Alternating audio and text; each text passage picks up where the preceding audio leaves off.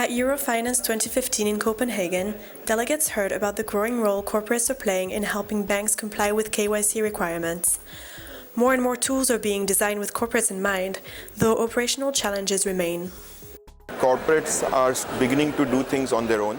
They have seen lots of, in the news, banks being charged billions of dollars. So they have become aware that there is something wrong here. There is something that needs to be looked into. They don't want to be caught up in the same kind of situation and pay high fines. This has started with large corporates who are doing international business. But I think slowly it will trickle down. Banks have started becoming more and more strict with the corporates, trying to hint that slowly there will be a responsibility on the corporate side also if they start making mistakes.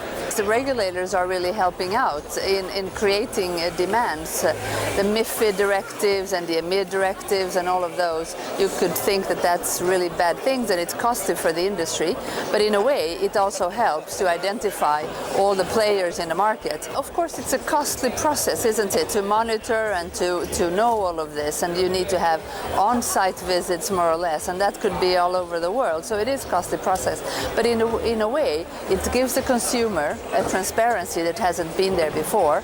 So in that sense, you could attract customers in a good way just by telling them what your value chain looks like. So both for banks and for corporates, I think we are on a good path.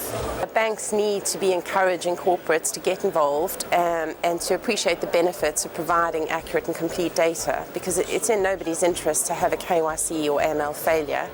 There needs to be effective controls across the whole industry, and verification and validation of data and information needs to be automated to minimize the risk of human failure. There are several tools available.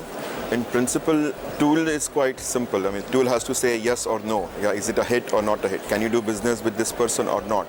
But there are a lot of operational complexities because there is a concept of false positive. A lot of time tools will falsely say yes, it is a hit. And then somebody has to go through the list to verify, is it really a hit or not a hit?